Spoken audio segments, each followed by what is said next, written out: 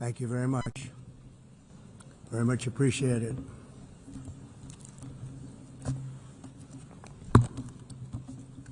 And I don't mind making this speech without a teleprompter, because the teleprompter is not working.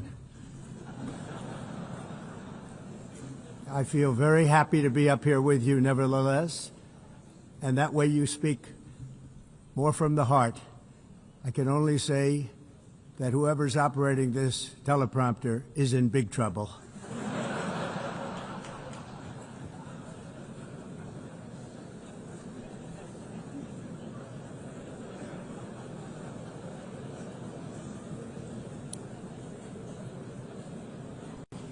Hello, Madam First Lady. Thank you very much for being here. And Madam President, Mr. Secretary General, First Lady of the United States, distinguished delegates, ambassadors, and world leaders. 6 years have passed since I last stood in this grand hall and addressed a world that was prosperous and at peace in my first term.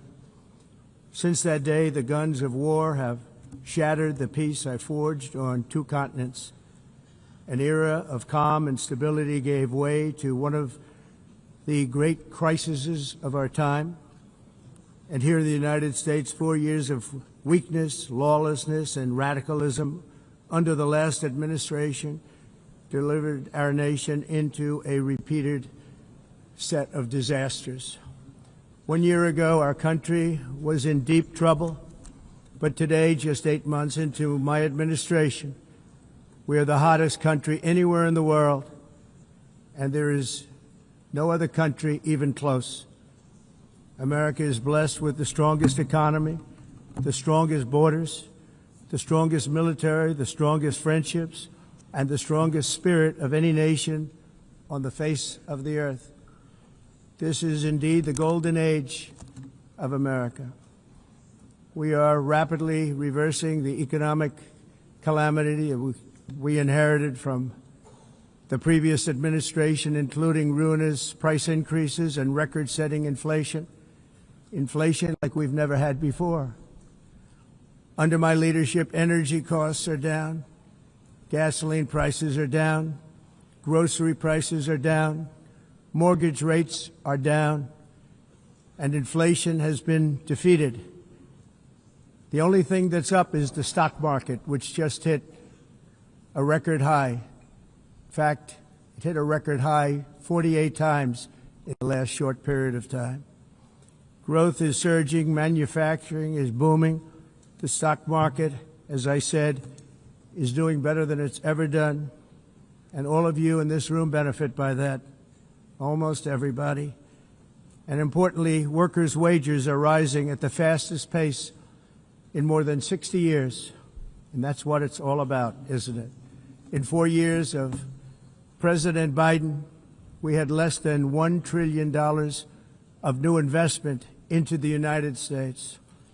In just 8 months since I took office, we have secured commitments and money already paid for $17 trillion.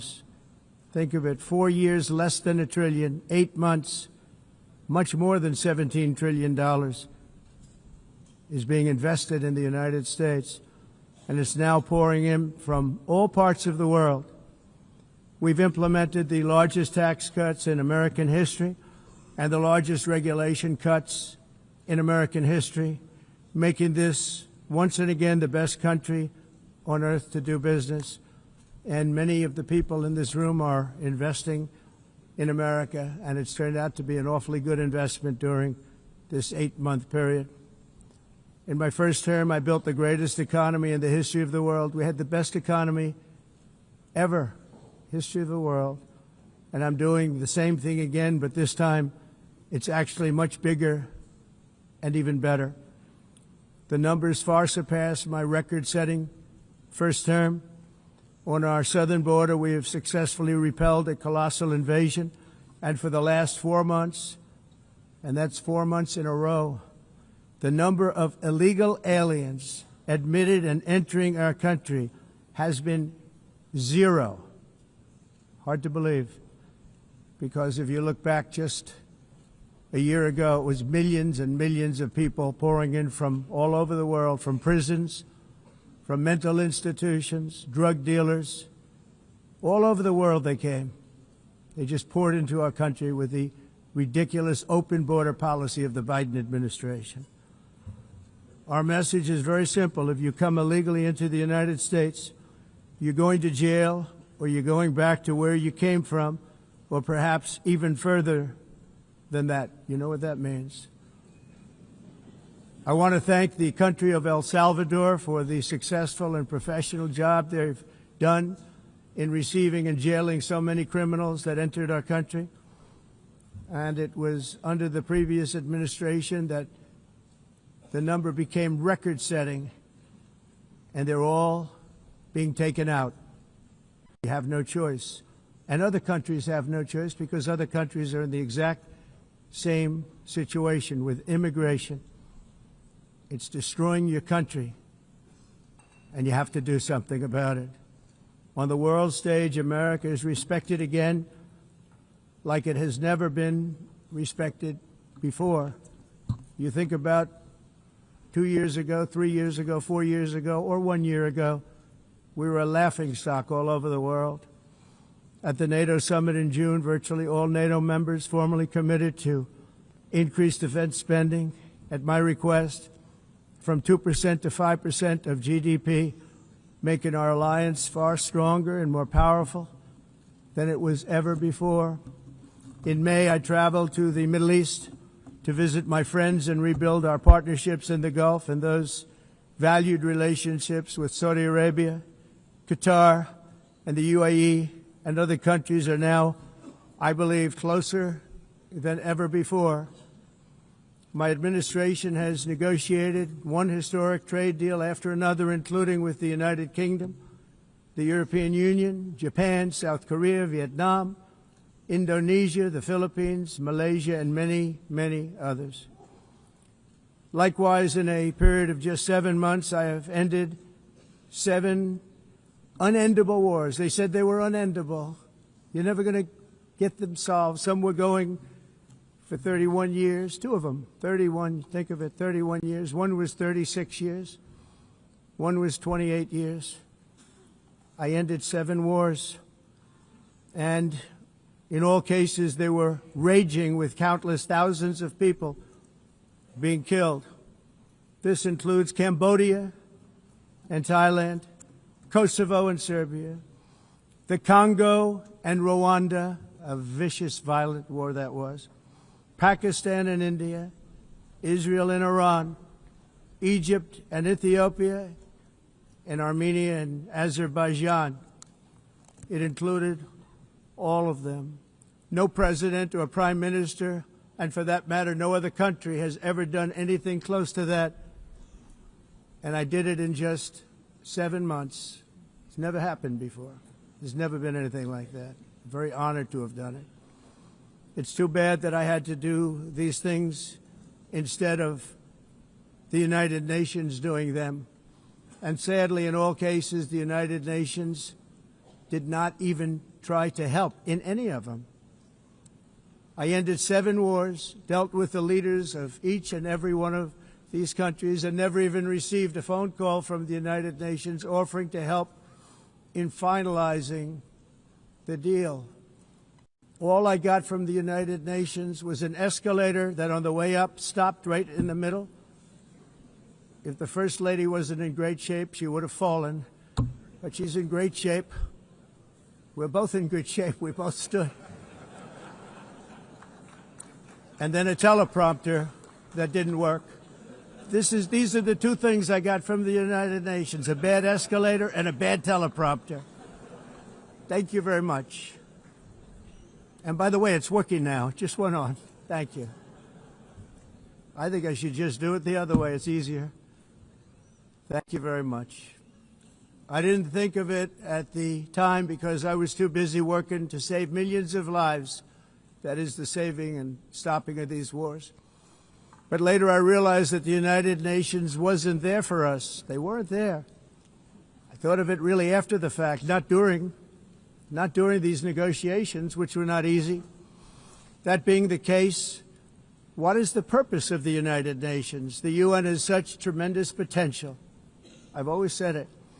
It has such tremendous, tremendous potential, but it's not even coming close to living up to that potential. For the most part, at least for now, all they seem to do is write a really strongly worded letter and then never follow that letter up.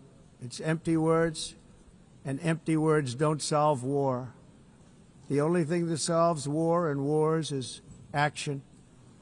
Now, after ending all of these wars and also earlier negotiating the Abraham Accords, which is a very big thing for which our country received no credit, never receives credit. Everyone says that I should get the Nobel Peace Prize for each one of these achievements. But for me, the real prize will be the sons and daughters who live to grow up with their mothers and fathers, because millions of people are no longer being killed in endless and unglorious wars. What I care about is not winning prizes, it's saving lives. We saved millions and millions of lives with the 7 wars. And we have others that we're working on, and you know that.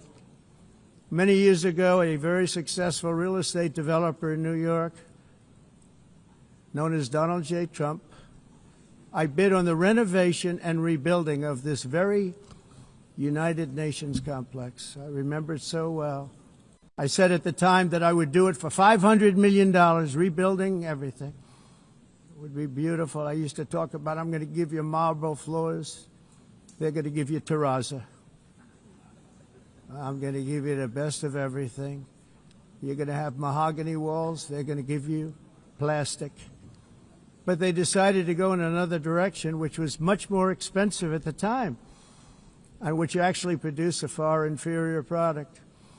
And I realized that they did not know what they were doing when it came to construction, and that their building concepts were so wrong, and the product that they were proposing to build was so bad and so costly. It was going to cost them a fortune. And I said, and wait till you see the overruns. Well, I turned out to be right. They had massive cost overruns and spent between $2 and $4 billion on the building and did not even get the marble floors that I promised them. You walk on terrazzo. Do you notice that? As far as I'm concerned, frankly, looking at the building and getting stuck on the escalator, they still haven't finished the job. They still haven't finished. That was years ago. The project was so corrupt that Congress actually asked me to testify before them on the tremendous waste of money, because it turned out that they had no idea what it was, but they knew it was anywhere between $2 and $4 billion as opposed to $500 million with a guarantee. But they had no idea, and I said it cost much more than $5 billion.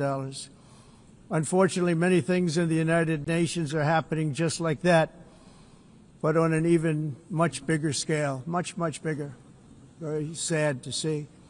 Whether the UN can manage to play a productive role, I've come here today to offer the hand of American leadership and friendship to any nation in this assembly that is willing to join us in forging a safer, more prosperous world. And it's a world that we'll be much happier with.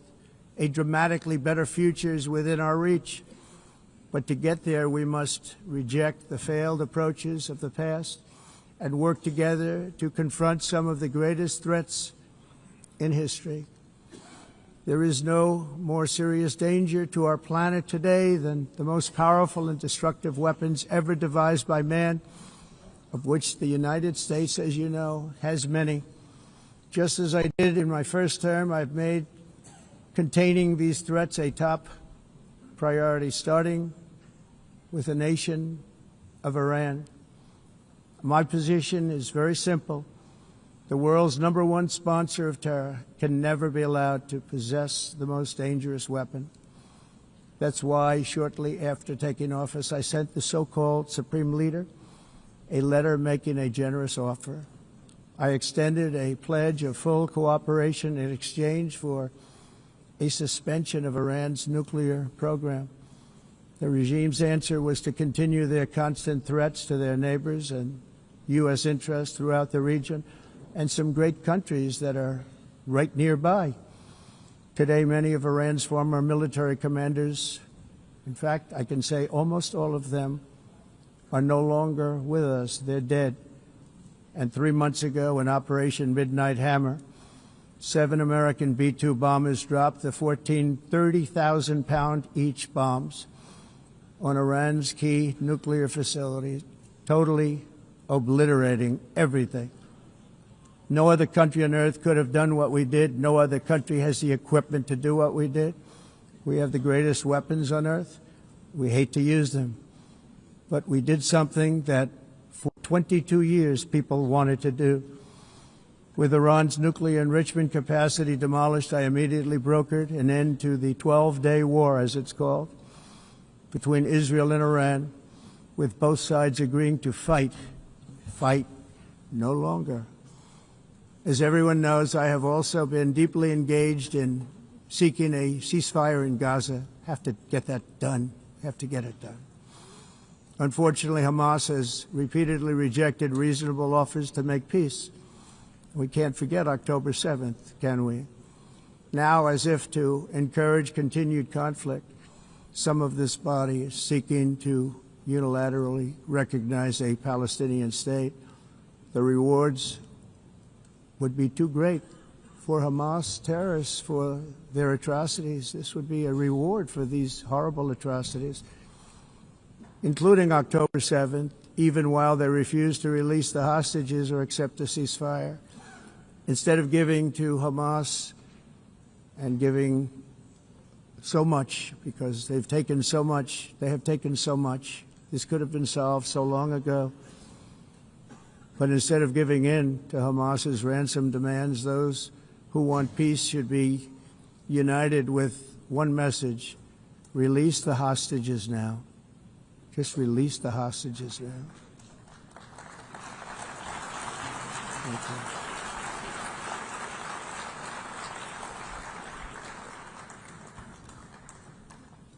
Thank you. As we have got to come together, and we will come together, going to get it done. We have to stop the war in Gaza immediately. We have to stop it. We have to get it done. We have to negotiate, immediately have to negotiate peace. We got to get the hostages back. We want all 20 back. We don't want 2 and 4. As you know, I got, along with Steve Witkoff and others that helped us, Marco Rubio, we got most of them back. We were involved in all of them. But I always said the last 20 are going to be the hardest, and that's exactly what happened. We have to get them back now. We don't want to get back 2, and then another 2, and then 1, and then 3. Have this process. No, we want them all back, and we want the actually 38 dead bodies back, too. Those parents came to me, and they want them back, and they want them back very quickly and very badly. As though they were alive, they want them. They want them every bit as much as if their son or daughter were alive. I've also been working relentlessly, stopping the killing in Ukraine. I thought that would be, of the 7 wars that I stopped, I thought that would be the easiest because of my relationship with President Putin, which had always been a good one. I thought that was going to be the easiest one. But, you know, in war, you never know what's going to happen. There are always lots of surprises, both good and bad. Everyone thought Russia would win this war in 3 days. But it didn't work out that way. It was supposed to be just a quick little skirmish. It's not making Russia look good. It's making them look bad. No matter what happens from here on out, this was something that should have taken a matter of days, certainly less than a week. And they've been fighting for 3.5 years and killing anywhere from 5,000 to 7,000 young soldiers, mostly soldiers, on both sides, every single week, from 5,000 to 7,000 dead young people, and some in cities, much smaller numbers, where rockets are shot, where drones are dropped. This war would never have started if I were president. This was a war that should have never happened. It shows you what leadership is, what bad leadership can do to a country. Look what happened to the United States, and look where we are right now in just a short period of time. The only question now is how many more lives will be needlessly lost on both sides. China and India are the primary funders of the ongoing war by continuing to purchase Russian oil. But inexcusably, even NATO countries have not cut off much Russian energy and Russian energy products, which, as you know, I found out about 2 weeks ago, and I wasn't happy. Think of it. They're funding the war against themselves. Who the hell ever heard of that one? In the event that Russia is not ready to make a deal to end the war, then the United States is fully prepared to impose a very strong round of powerful tariffs, which would stop the bloodshed, I believe, very quickly. But for those tariffs to be effective, European nations, all of you are gathered here right now, would have to join us in adopting the exact same measures. I mean, you're much closer to this. We have an ocean in between. You're right there. And Europe has to step it up. They can't be doing what they're doing. They're buying oil and gas from Russia while they're fighting Russia. It's embarrassing to them, and it was very embarrassing to them when I found out about it, I can tell you that. They have to immediately cease all energy purchases from Russia. Otherwise, we're all wasting a lot of time. So I'm ready to discuss this. We're going to discuss it today with the European nations, all gathered here. I'm sure they're thrilled to hear me speak about it, but that's the way it is. I like to speak my mind and speak the truth. As we seek to reduce the threat of dangerous weapons today, I'm also calling on every nation to join us in ending the development of biological weapons once and for all. And biological is terrible, and nuclear is even beyond, and we include nuclear in that. We want to have a cessation of the development of nuclear weapons. We know, and I get to view it all the time. Sir, would you like to see? And I look at weapons that are so powerful that we just can't ever use them. If we ever use them, the world literally might come to an end. There would be no United Nations to be talking about. There would be no nothing. Just a few years ago, reckless experiments overseas gave us a devastating global pandemic. Yet despite that worldwide catastrophe, many countries are continuing extremely risky research into bioweapons and man-made pathogens. This is unbelievably dangerous. To prevent potential disasters, I'm announcing today that my administration will lead an international effort to enforce biological weapons convention, which is going to be meeting with the top leaders of the world by pioneering an AI verification system that everyone can trust. Hopefully the UN can play a constructive role, and it will also be one of the early projects under AI. Let's see how good it is, because a lot of people are saying it could be one of the great things ever, but it also can be dangerous, but it could be put to tremendous use and tremendous good, and this would be an example of that. Not only is the UN not solving the problems it should, too often, it's actually creating new problems for us to solve. The best example is the #1 political issue of our time, the crisis of uncontrolled migration. It's uncontrolled. Your countries are being ruined. The United Nations is funding an assault on Western countries and their borders. In 2024, the UN budgeted $372 million in cash assistance to support an estimated 624,000 migrants journeying into the United States.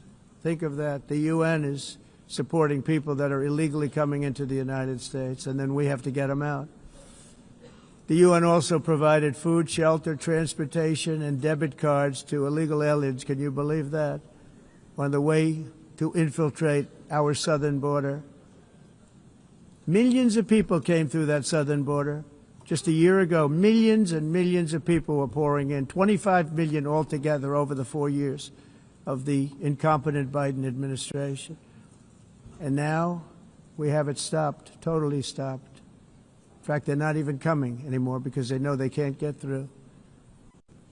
But what took place is totally unacceptable. The UN is supposed to stop invasions, not create them and not finance them. In the United States, we reject the idea that mass numbers of people from foreign lands can be permitted to travel halfway around the world, trample our borders, violate our sovereignty, cause unmitigated crime, and deplete our social safety net. We have reasserted that America belongs to the American people, and I encourage all countries to take their own stand in defense of their citizens as well. You have to do that because I see it. I'm not mentioning names. I see it, and I could call every single one of them out. You're destroying your countries. They're being destroyed. Europe is in serious trouble. They've been invaded by a force of illegal aliens like nobody's ever seen before. Illegal aliens are pouring into Europe. Nobody is ever, and nobody's doing anything to change it, to get them out. It's not sustainable. And because they choose to be politically correct, they're doing just absolutely nothing about it. And I have to say, I look at London, where you have a terrible mayor, terrible, terrible mayor, and it's been so changed, so changed. Now they want to go to Sharia law, but you're in a different country. You can't do that. Both the immigration and their suicidal energy ideas will be the death of Western Europe if something is not done immediately. This cannot be sustained. What makes the world so beautiful is that each country is unique. But to stay this way, every sovereign nation must have the right to control their own borders. You have the right to control your borders, as we do now, and to limit the sheer numbers of migrants entering their countries and paid for by the people of that nation that were there and that built that particular nation at the time. They put their blood, sweat, tears, money into that country, and now they're being ruined. Proud nations must be allowed to protect their communities and prevent their societies from being overwhelmed by people they have never seen before, with different customs, religions, with different everything. Where migrants have violated laws, lodged false asylum claims, or claimed refugee status for illegitimate reasons, they should, in many cases, be immediately sent home. And while we will always have a big heart for places and people that are struggling and truly compassionate, answers will be given. We have to solve the problem, and we have to solve it in their countries, not create new problems in our countries. And we are very helpful to a lot of countries that are just not able to send their people anymore. They used to send them to us in caravans of 25,000, 30,000 people each. These massive caravans of people pouring into our country, totally unchecked and unvetted. But not anymore. According to the Council of Europe, in 2024, almost 50% of inmates in German prisons were foreign nationals or migrants. In Austria, the number was 53% of the people in prisons were from places that weren't from where they are now. In Greece, the number was 54%, and in Switzerland, beautiful Switzerland, 72% of the people in prisons are from outside of Switzerland. When your prisons are filled with so-called asylum seekers who repaid kindness, and that's what they did, they repaid kindness with crime, it's time to end the failed experiment of open borders. You have to end it now. See, I can tell you. I'm really good at this stuff. Your countries are going to hell. In America, we've taken bold action to swiftly shut down uncontrolled migration. Once we started detaining and deporting everyone who crossed the border and removing illegal aliens from the United States, they simply stopped coming. They're not coming anymore. We're getting a lot of credit, but they're not coming anymore. This was a humanitarian act for all involved, because on the trips up, thousands of people a week were dying. Women were being raped. Nobody's ever seen anything like it. Raped, horribly beaten, raped. On the trip up, the journey up, it was a long walk. It was a long, arduous journey, indeed.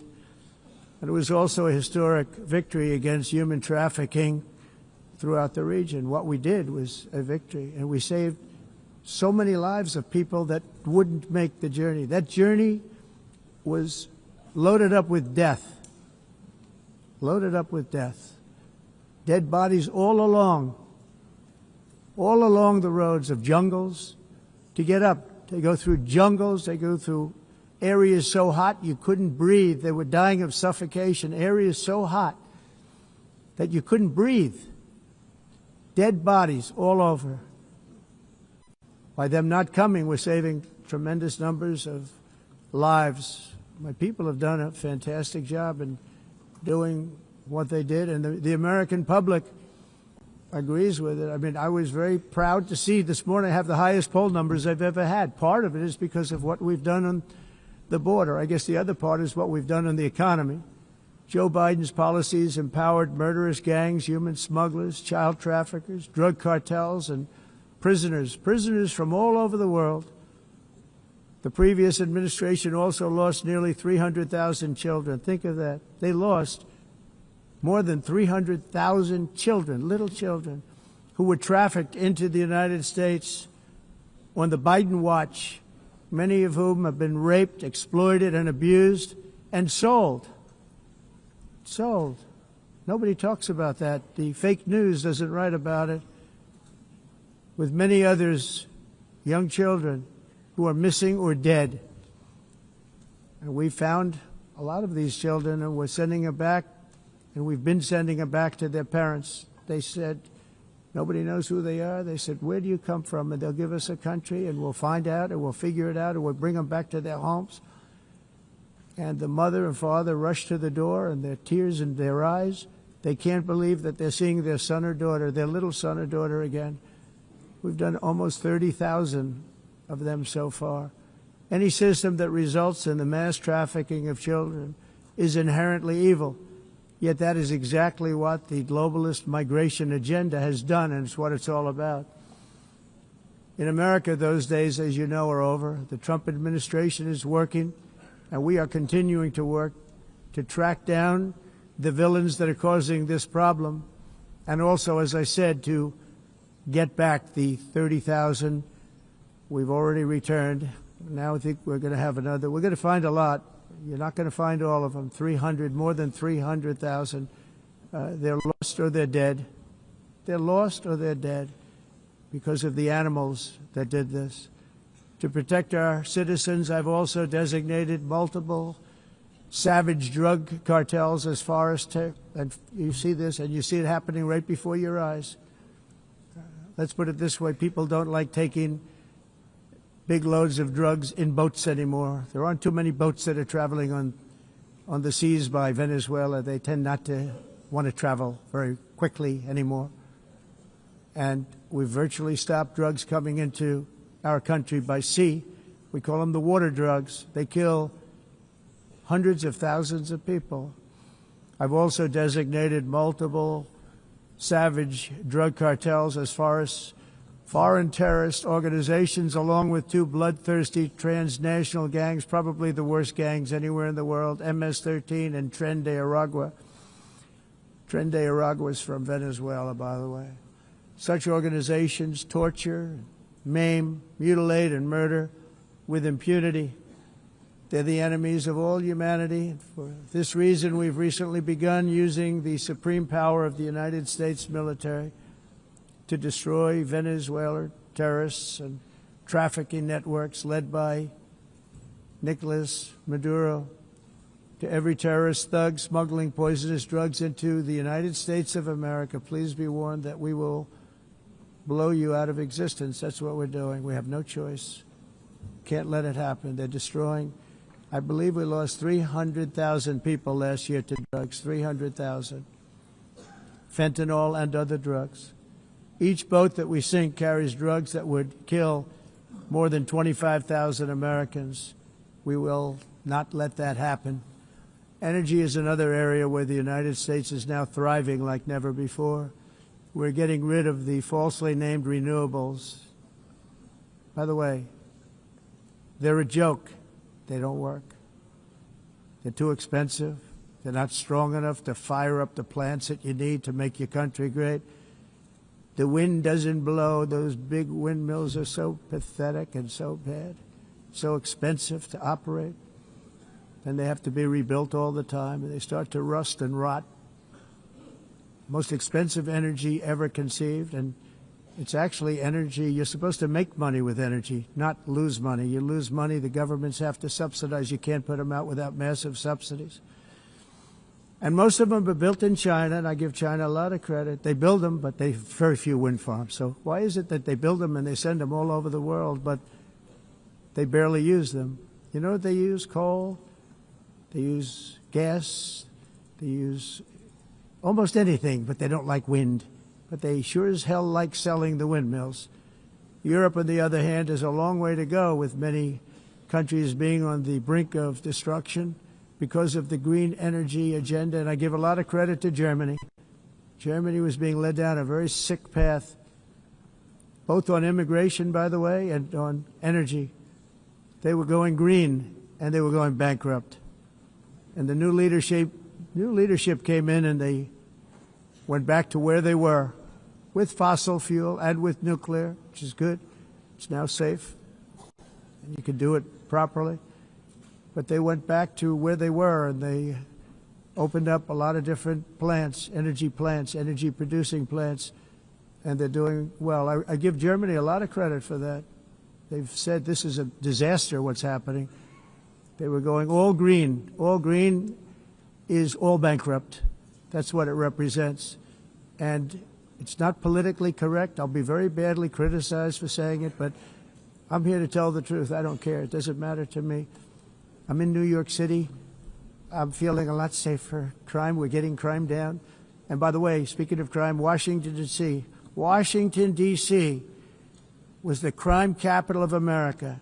Now it's after 12 days, it's a totally safe city.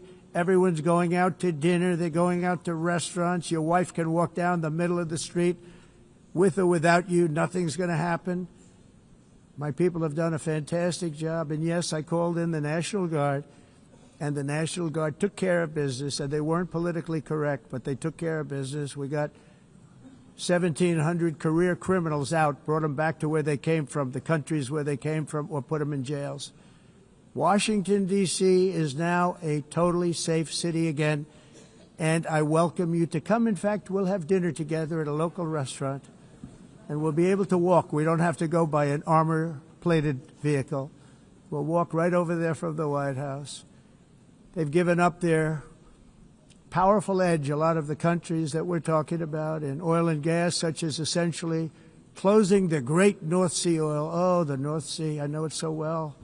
Aberdeen was the oil capital of Europe, and there's tremendous oil that hasn't been found in the North Sea. Tremendous oil. And I was with the Prime Minister I respect and like a lot, and I said, you're sitting with the greatest asset. They essentially closed it by making it so highly taxed that no developer, no oil company can go there. They have tremendous oil left, and more importantly, they have tremendous oil that hasn't even been found yet. And what a tremendous asset for the United Kingdom. And I hope the Prime Minister is listening, because I told it to him 3 days in a row. That's all he heard. North Sea oil, North Sea, because I want to see them do well. I want to stop seeing them ruining that beautiful Scottish and English countryside with windmills and massive solar panels that go 7 miles by 7 miles, taking away farmland.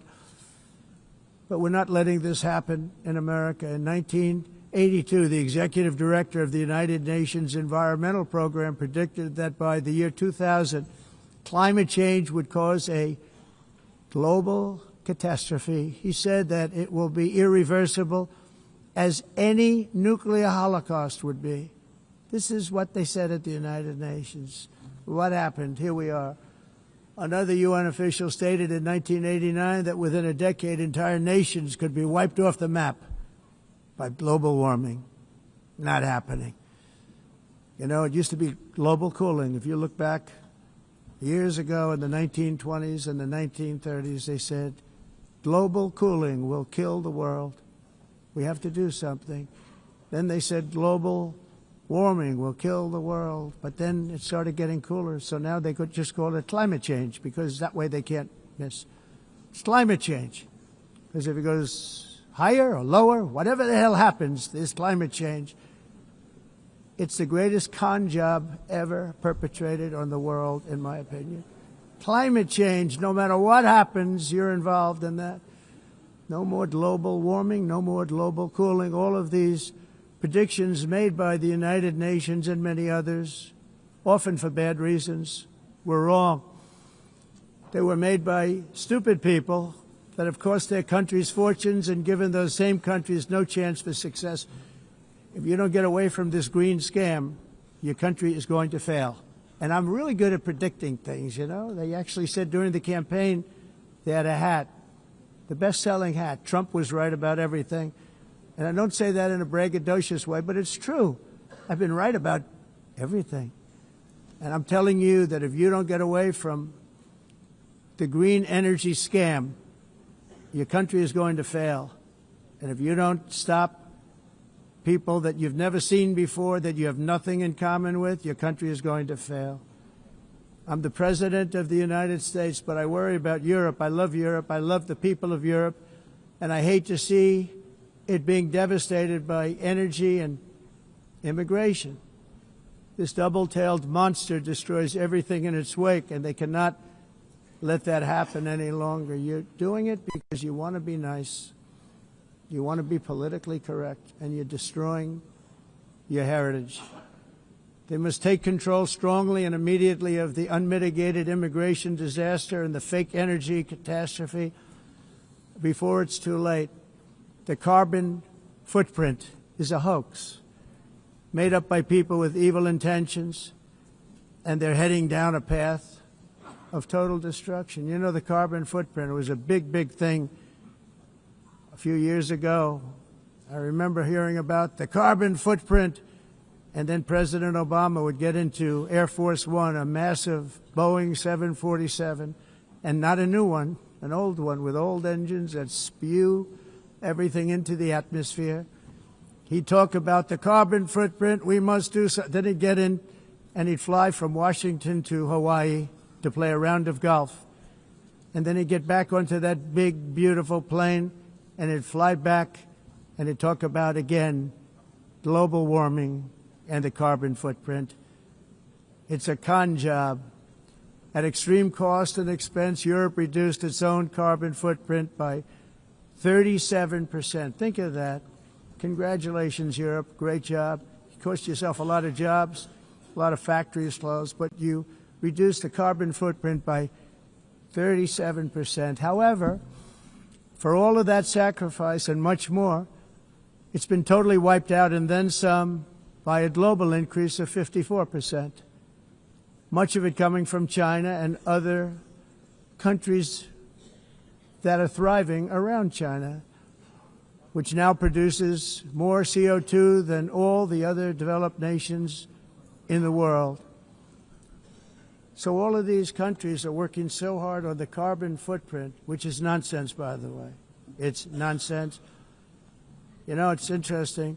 In the United States, we have still radicalized environmentalists, and they want the factories to stop. Everything should stop. No more cows. We don't want cows anymore. I guess they want to kill all the cows. They want to do things that are just unbelievable, and you have it too.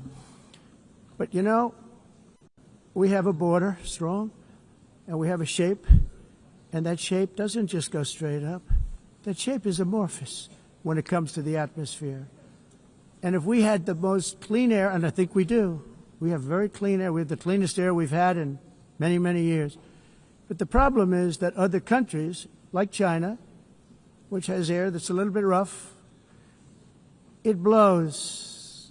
And no matter what you're doing down here, the air up here tends to get very dirty because it comes in from other countries where their air isn't so clean. And the environmentalists refuse to acknowledge that. Same thing with garbage. In Asia, they dump much of their garbage right into the ocean. And over about a 1 week and 2 week journey, it flows right past Los Angeles. You've seen it.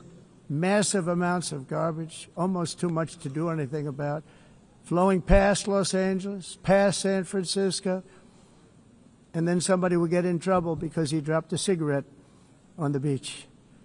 The whole thing is crazy.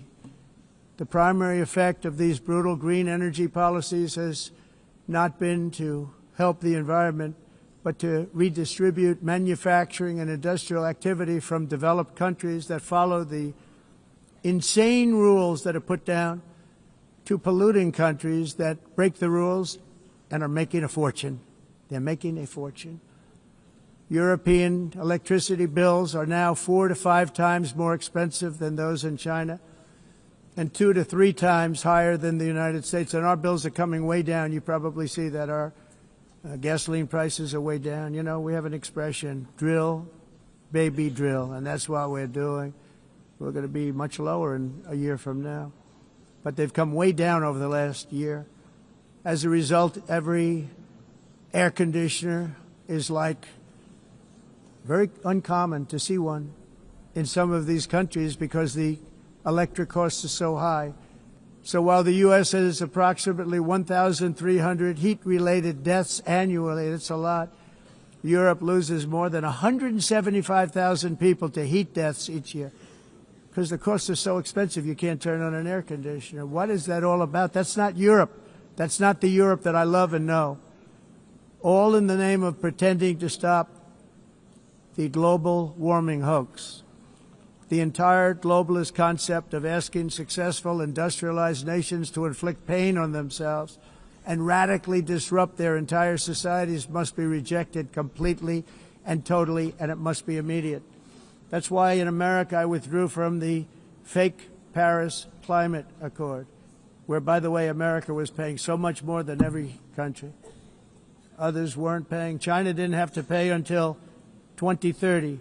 Russia was given an old standard that was easy to meet, a 1990 standard. But for the United States, we're supposed to pay like $1 trillion. And I said, this is another scam. The fact is, the United States has been taken advantage of by the world for many, many years, but not any longer, as you probably noticed.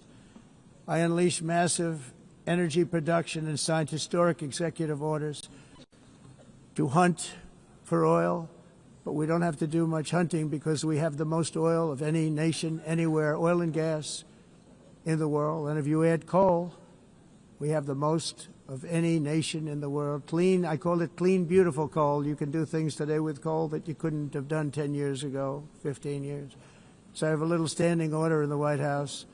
Never use the word coal, only use the words clean, beautiful coal. Sounds much better, doesn't it? But we stand ready to provide any country with abundant, affordable energy supplies if you need them, when most of you do.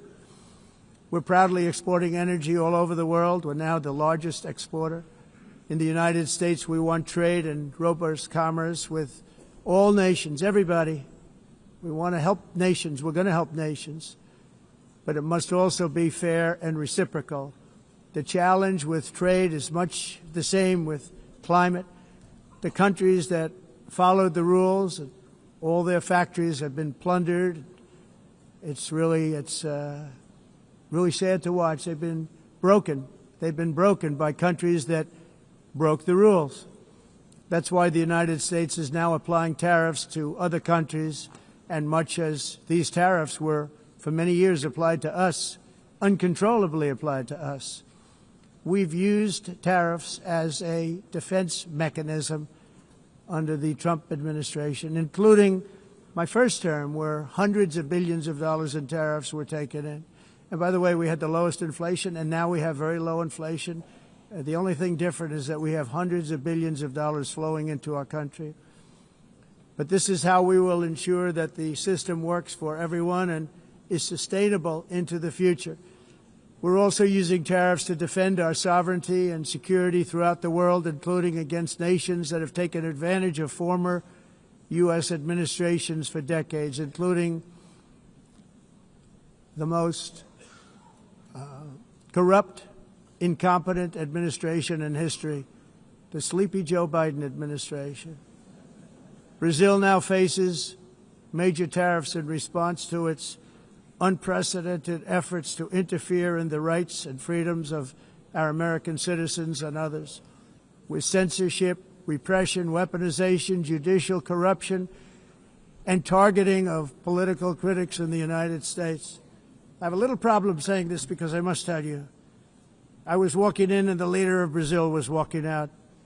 We saw him and I saw him, he saw me, and we embraced. And then I'm saying, can you believe I'm going to be saying this in just 2 minutes? We actually agreed that we would meet next week. We didn't have much time to talk, like about 20 seconds. They were in retrospect, I'm glad I waited because this thing didn't work out too well. But we did talk. We had a good talk, and we agreed to meet next week, if that's of interest. But he seemed like a very nice man, actually. He liked me, I liked him. But if you, and I only do business with people I like. When I don't like them, I don't like them. But we had, at least for about 39 seconds, we had excellent chemistry. It's a good sign.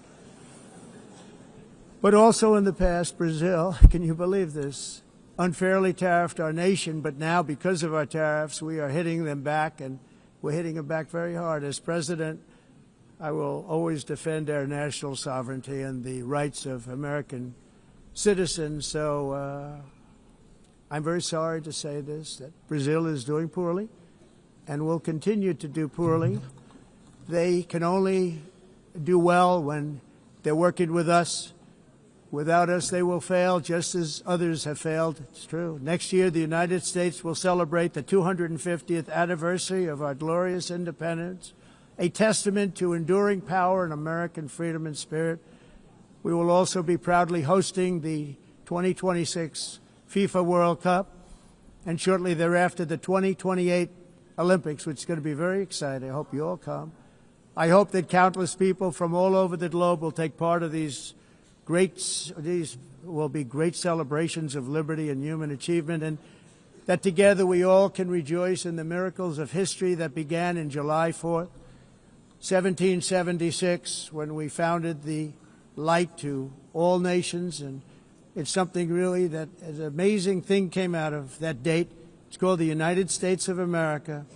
In honor of this momentous anniversary, I hope that all countries who find inspiration in our example will join us in renewing our commitment, values, and those values, really, that we hold so dear. Together, let us defend free speech and free expression. Let us protect religious liberty, including for the most persecuted religion on the planet today. It's called Christianity. And let us safeguard our sovereignty and cherish qualities that have made each of our nations so special, incredible, and extraordinary. In closing, I just want to repeat that immigration and the high cost of so-called green renewable energy is destroying a large part of the free world and a large part of our planet. Countries that cherish freedom are fading fast because of their policies on these two subjects. You need strong borders and traditional energy sources if you are going to be great again. Whether you have come from north or south, east or west, near or far, every leader in this beautiful hall today represents a rich culture, a noble history, and a proud heritage that makes each nation majestic and unique, unlike anything else in human history or any other place on the face of the earth. From London to Lima, from Rome to Athens, from Paris to Seoul, from Cairo to Tokyo and Amsterdam to right here in New York City, we stand on the shoulders of the leaders and legends, generals and giants, heroes and titans who won and built our beloved nations, all of our nations, with their own courage, strength, spirit, and skill. Our ancestors climbed mountains, conquered oceans, crossed deserts, and trekked over wide open plains. They charged into thunderous battles, plunged into grave dangers, and they were soldiers and farmers and workers and warriors and explorers and patriots. They built towns into cities, tribes into kingdoms, ideas into industries, and small islands into mighty empires. You're a part of all of that. They were champions for their people who never gave up and who never, ever gave in. Their values defined our national identities. Their visions forged our magnificent destiny. Everybody in this room is a part of it in your own way. Each of us inherits the deeds and the myths the triumphs, the legacies of our own heroes and founders who so bravely showed us the way. Our ancestors gave everything for homelands that they defended with pride, with sweat, with blood, with life, and with death. Now the righteous task of protecting the nations that they built belongs to each and every one of us. So together let us uphold our sacred duty to our people and to our citizens. Let us protect their borders, ensure their safety, preserve their cultures, treasure, and traditions, and fight, fight, fight for their precious dreams and their cherished freedoms. And in friendship and really a beautiful vision, let us all work together to build a bright, beautiful planet, a planet that we all share, a planet of peace and a world that is richer, better, and more beautiful than ever before. That can happen. It will happen. It will happen, and I hope it can happen and start right now, right at this moment. We'll turn it around. We're going to make our countries better, safer, more beautiful. We're going to take care of our people. Thank you very much. It's been an honor. God bless the nations of the world. Thank you very much. Bye.